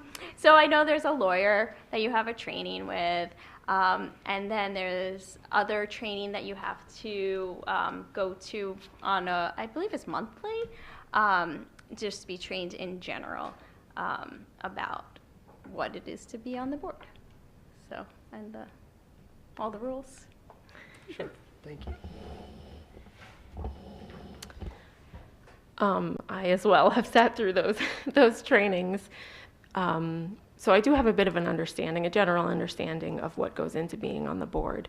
I have the time. I am willing to put in the time. I want to commit myself, and I have the drive. So I am pretty aware of what goes into it, and I'm willing to put in the work. Yes, I'm aware. I ran before, I sat through the meetings. I also believe there's a financial disclosure as well as a background check that goes into it. And as far as the time, I didn't run because I was in a position where I couldn't commit the time. We just had a reorganization, and I was wearing 5 hats, and I couldn't at that time say I would be here every Tuesday. I was supposed to be here, put in the time, read the material, so I didn't run. Luckily, I'm wearing less than 5 hats now, so I have some more time. And I asked permission from my wife before I did this. Okay. Mrs. Rothenberg. I think we touched on this a little bit, but I'll ask it again. As a board member, if you've been advised of information that is highly confidential, how would you handle that responsibility?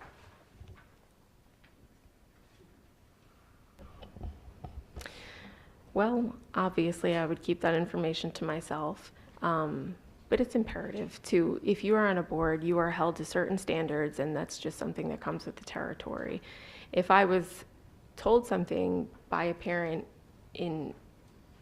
I would bring it to the board. I don't think it's a board member's responsibility to address those concerns or those issues. I think they are to be brought to the board and then to the superintendent and dealt with accordingly. Like I said before, the things that go on behind closed doors that are confidential, they have to be absolutely held confidential. I deal with it every day in my regular job, and it comes with the territory. I mean, not only is there a moral issue of it, not only are there children involved, but there are legal and financial implications if you don't. Yes. Anything that is confidential doesn't get told to the community, posted on Facebook. Everything is behind closed doors, and nothing is told to anybody. So, because you don't want it getting out and coming back at you that you're the one that let it out. So I'm very good at keeping secrets. So.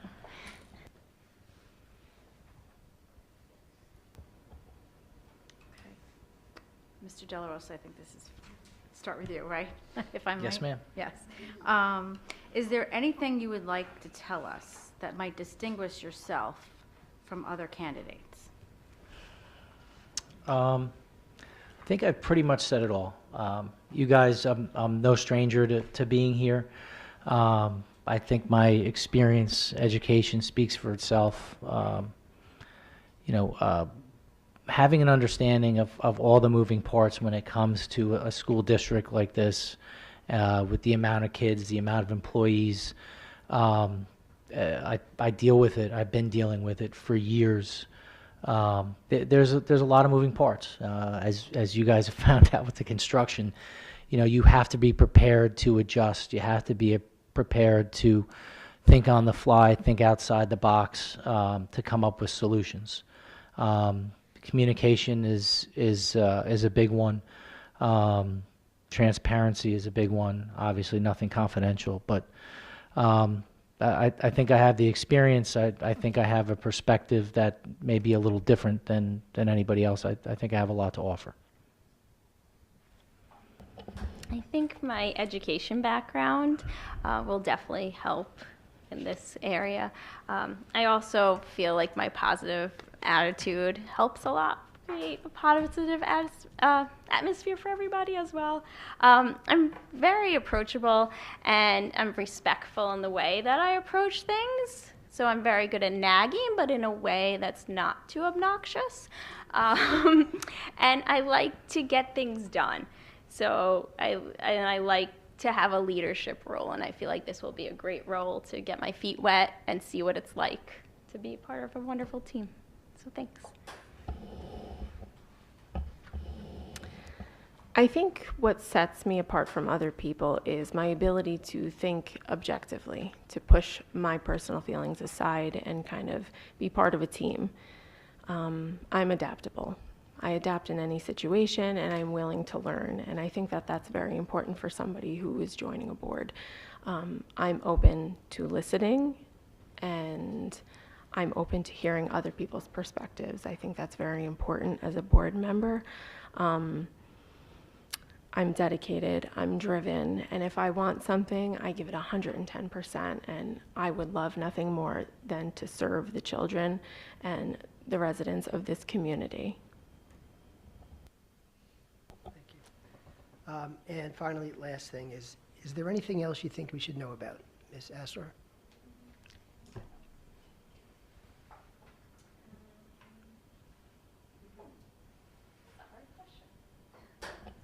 I really want to create a great strength in the community and make it so that way there's a great bond between the board and the parents, because I know that the parents feel like outsiders.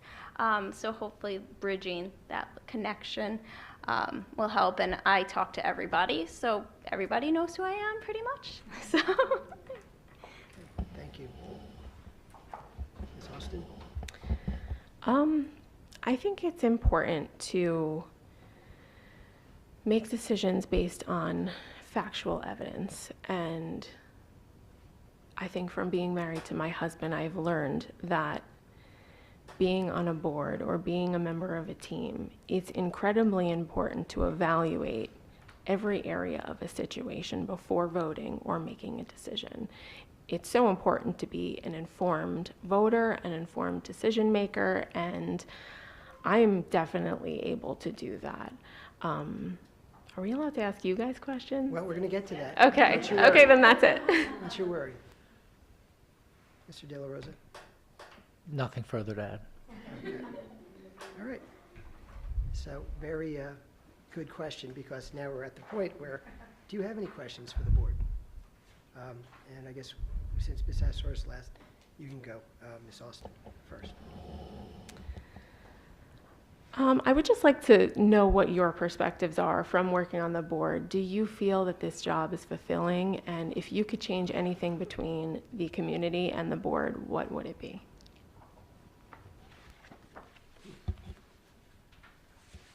Okay. You can't ask any questions. Okay. I would say yes, it is very fulfilling.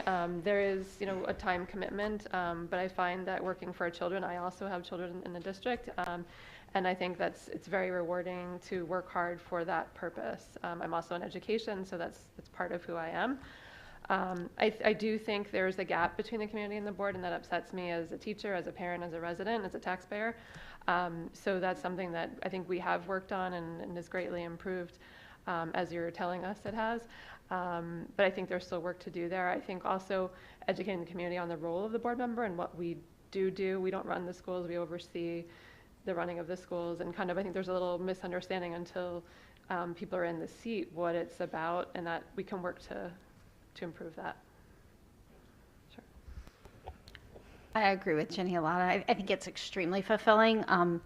I feel I did the same thing that you guys are doing right now. I interviewed for my position, and then I ran multiple times, and I had come off of being very involved in the PTA for many, many years. And I think I went into this thinking that I knew a lot of what we do on a board, and until you really sit down and do it, and I think, as Ginny said, it was very different than, like, for instance, the role of the PTA, where you're less restricted by state mandates, policies, procedures, and I think there is that disconnect. I think it would be great if the community could understand, and I know that we've struggled to, and it's been great, the more people that have come to the meetings to learn, but it is extremely fulfilling. It can be frustrating when people sometimes don't necessarily understand, and you want them to so badly, because everyone, I think, on our board, I can say 100% has the children's best interest at heart. It's so much time. You wouldn't be here if you didn't. And we all feel so passionately. And I think that it's just a great opportunity to serve the children. I think it is extremely fulfilling.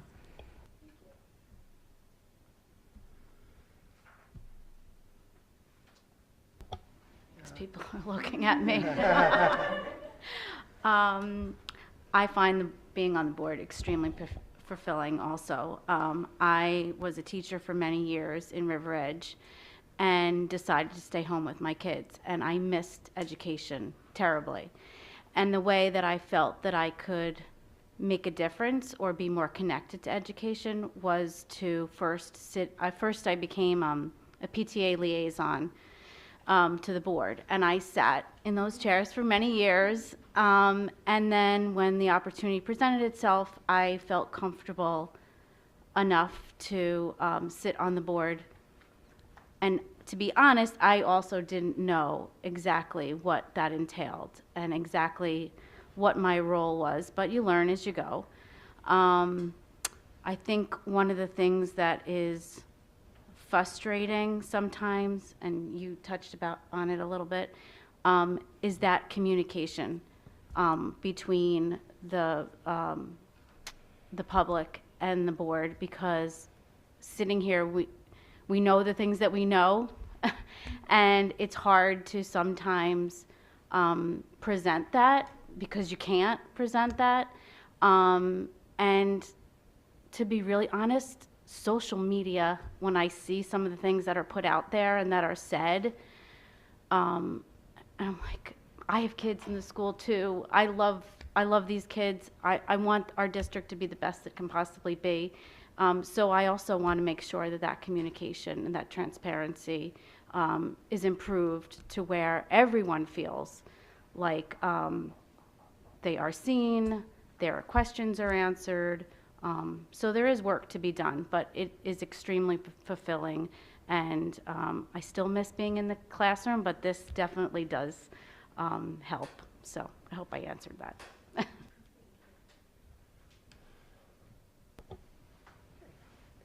Any other questions? I think that was well received. Are you running? No, but please go ahead. Yes. I hope you don't mind. No, please go ahead. It's appropriate. Is there anything special that you do concerning the existence of drugs now? Because I think that's a really big problem. I know, do you have a teacher that comes in to talk to the kids and to educate the kids specifically in the area of drug usage? I think that's a terrific question. but I'm going to defer to another time, and maybe you'll reach out to Mrs. Signori to talk about that, to Mrs. Signori in the future, but I think that's a terrific question. I do. Okay.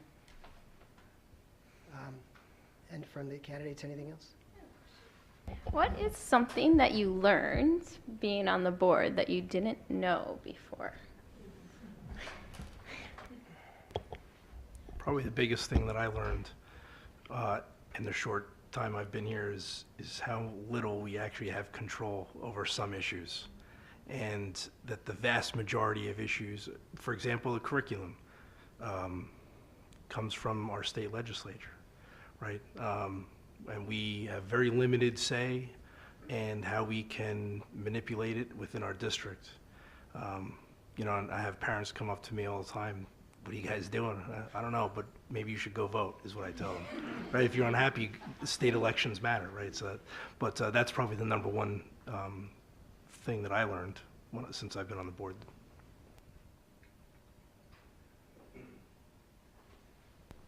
I would say I have to agree. How many things are kind of mandated or law, it's in legislation. So the Google form that was sent out with, for example, with all the health standards, those standards are implemented by the state. We don't have a choice about that. That's what in my world we call the art and the science of teaching. The science of teaching are the standards. This is what must be taught. How it's implemented by a given teacher in their classroom, their personality, their style, the activities they choose is more of the art. But things like the standards are not a choice for us. We can't vote on the standards themselves. Those are what's given to us by the state. So I'm glad that we were able to provide an opportunity for parents to opt out standard by standard. They could choose some and not choose others. But I think there is a lot that comes to us through laws or mandates that, so I would agree with your comment, that aren't in the purview of the board member sitting on the board. So that was interesting to me. Although I work in education, I was not on this side of the table before, and I think that was eye-opening for me. I would agree. And just the other thing I understand coming from a corporate world, the unfunded mandates are, and the ones that come in at the very last second, I mean, that was remarkable to me. That does not happen in the corporate world. Since you mentioned that, is there, I know in municipal government, unfunded mandates are unconstitutional. Is there any discussion with the school boards or anyone else to ever sue or press back on unfunded mandates? I would say yes. I think it was our last board meeting, we had a resolution pushing back on some of those issues. We can issue a resolution, we can vote on it, it'll be a unanimous vote perhaps, but it doesn't necessarily go anywhere as far as the state. So I think we do try to push back. School board certainly does that as an organization that we belong to. And even some of the other education associations do the same, but it doesn't necessarily reap, the answer we want always. Mm-hmm. Okay. Anything else? All right. Anything else, board members? No? Okay. I really appreciate your time, all of you. Those were, it was impressive to watch all three of you sit there, answer questions. I know it's not easy, so thank you very much. And thank you, everybody, for coming, too.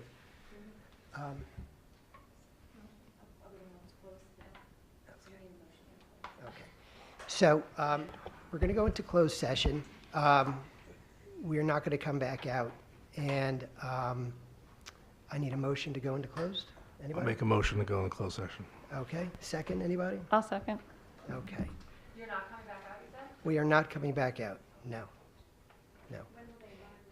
So if there's we're going to have our deliberation, and then we'll take the process forward that way, and the candidates will find out. And then at the next meeting, there'll be board action. Okay? Okay. Thank you very much. Thank you.